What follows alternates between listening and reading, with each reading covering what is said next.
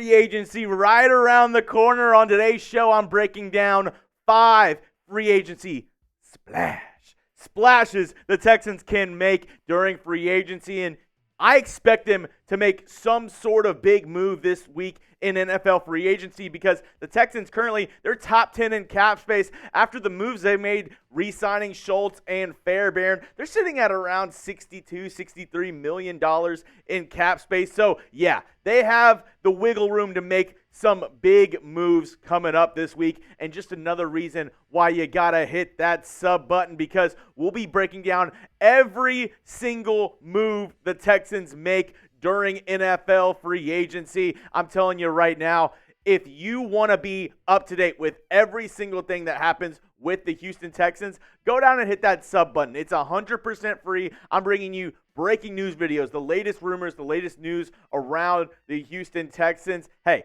we are the fastest growing Texans channel on YouTube, so join the wave right now. Don't miss a moment and hit that sub button. Now, coming up first, Texans free agent splash.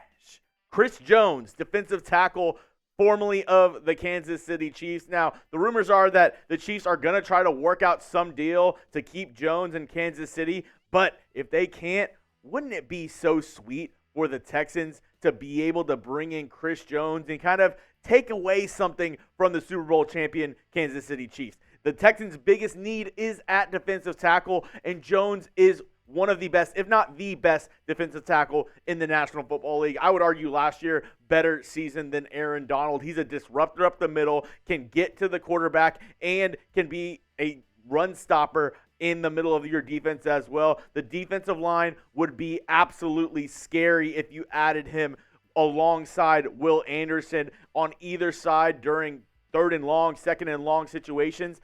That quarterback would be scared. I really like the idea of bringing in Chris Jones. Last season, 30 tackles, 10.5 sacks, 13 tackles for loss for the Kansas City Chiefs defensive tackle. He's 6'6", 310 pounds, and he has versatility. He can play over the guard. He can play over the tackle. He can move all along the defensive line, kind of like J.J. Watt, dare I say. He really has that positional flexibility all along the defensive line, and Spotrac projects him to get a 3-year, $85 million deal worth around 28.4. But if I'm being honest, and something to keep in mind with all these Spotrac projections, it's not going player by player. It's basically an algorithm that they put these guys in with the stats that they had last year, plus his age, plus what other guys have gotten paid in the position, and then adding in where the cap space is now. They're saying he's a $28.4 million a year guy. I think it's more north of $30 million a year for Chris Jones. So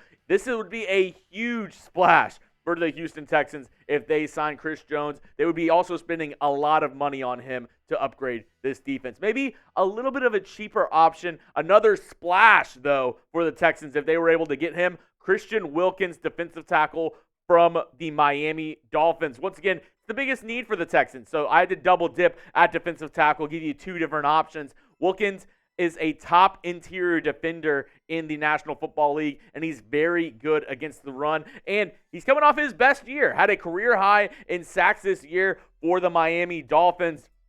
They have a new defensive coordinator going there from Miami, Vic Fangio, leaving for the Eagles. So maybe Christian Wilkins also wants to leave and find greener pastures elsewhere. As we look at his stats the last 4 seasons, I mean, he is a disruptor.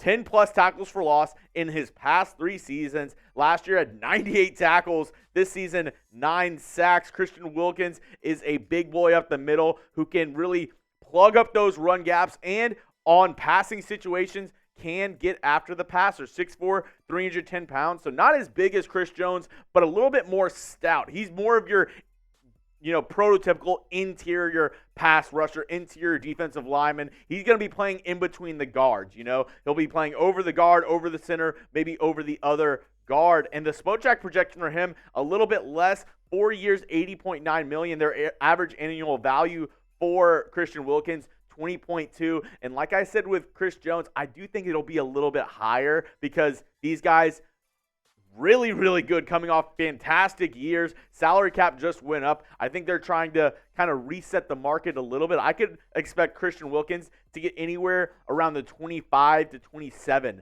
million a year range. Now, with that in mind as well, with the price tags being Chris Jones might be a little bit more expensive and he's a little bit older, who would you sign if you had to pick a defensive tackle to go after in free agency this year? Do you think it's Chris Jones? Give me a CJ in the comment section. Do you think it's Christian Wilkins? Give me a CW. Interested in what you have to say. Let me know your thoughts down in the comment section. I'll be looking. Yes, I'll be looking. Go down and let me know. Who would you sign if you had to pick a defensive tackle? Now, staying on the defensive side of the football, I wanted to go corner, but if I'm being honest with you, there's not a lot of splashy guys to get at the cornerback position, but somebody that would be a big splash, and we know DeMeco loves his linebackers, would be Patrick Queen. The Texans have 2 starting linebackers who are entering free agency, and Blake Cashman and Denzel Perryman. And there's a report that there's mutual interest between Patrick Queen and the Houston Texans, and in my opinion, he is one of the top 3 linebackers in NFL free agency this year. So could the Texans just make a home run swing at the linebacker spot, say, hey, we got our guys in Patrick Queen and Christian Harris, maybe elevate Henry To'oTo'o, the rookie linebacker from last season, and have a really good young linebacking core? That could be a possibility. Queen, in all of his years with the Baltimore Ravens, has consistently been a really good tackler, a sideline-to-sideline linebacker. This past season, a career high in tackles, 133, 9 tackles for loss, 3.5 sacks, 1 forced fumble, 1 fumble recovery from Queen. I really do think this would be another move to really just catapult this defense. And like I said, I wanted to go corner. There just wasn't a guy there. I don't see them going splashy in free agency for safety, so I had to go with the linebacker. And like I said, there's already reports that there's some mutual interest between the two sides. Now, Spotrac said for Queen, they gave him a 5-year, $92.6. I don't think it'll be a 5-year contract for Queen either. $18.5 million average annual value. I do think that's a little bit closer to what the actual value will be for Queen than compared to the 2 defensive tackles we talked about earlier in the program. But if you want to get him maybe a 3-year, $21 million per year, around that range, $19 million, I think that could get it done. Queen looking for big money this year. The Ravens already traded for Roquan Smith, gave him a big deal. Will they re-sign Queen as well? He could be an option for the Houston Texans. Now, coming up, I have 2 more players, and spoiler alert, they're on the offensive side of the football. But before I tell you about those guys, you want to get fitted for this Texans team this next season? You don't want to be the only guy who doesn't have Texans gear. Go get it today with our friends over at Fanatics. When you go to chatsports.com/Texans jersey, all these dope jerseys could be yours. Ooh, the Battle Red Will Anderson. Don't do it to him. Don't do it to him. Get yourself a Nico Collins, maybe a Tank Dell jersey, CJ Stroud. He's going to be the guy for a long time, so you know this won't go out of style. Go get it today with our friends over at Fanatics, chatsports.com/Texans jersey. They're always running weekly deals, weekly sales, so go check them out. But use our link so they know that we sent you. It'll be in the comment section and description of today's video, chatsports.com/Texans jersey. Now, my first guy on offense, it's not a receiver, it's an offensive lineman. Yes, I'm a former offensive lineman. I love me some big boys, and Robert Hunt would be a great signing for this Houston Texans team, in my opinion. He ran a similar gap scheme with the Dolphins that Slowick utilizes. You know, Slowick used to work with Mike McDaniel, the Dolphins head coach. So they run very similar run schemes. So I think Robert Hunt could seamlessly come over and help this team. As we look at the Texans offensive line depth chart, Michael Dieter, he's not going to be there. I really think it'll be Jarrett Patterson or Juice Scruggs at center. And then the left guard spot, I didn't love Scruggs there. I think he might be a better center, him or Jarrett Patterson. But if you add a guy like Robert Hunt, I think this makes the Texans a possibly top 5, top 10 unit going into next season. And he would really help the Texans running game, which really lacked last season.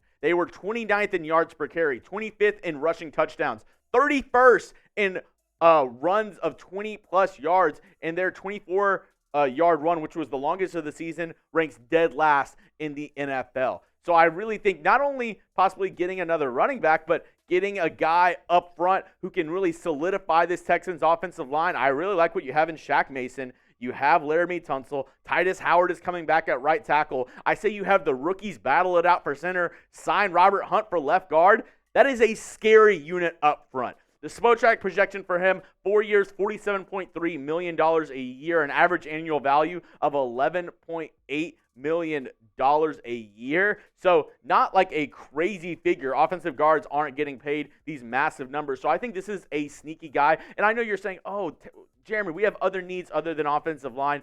Yeah, the offensive line isn't the biggest need, but if you can really elevate that offensive line and make them one of the best in the NFL, I mean, think of what C.J. Stroud can do with just a couple more seconds there in the pocket.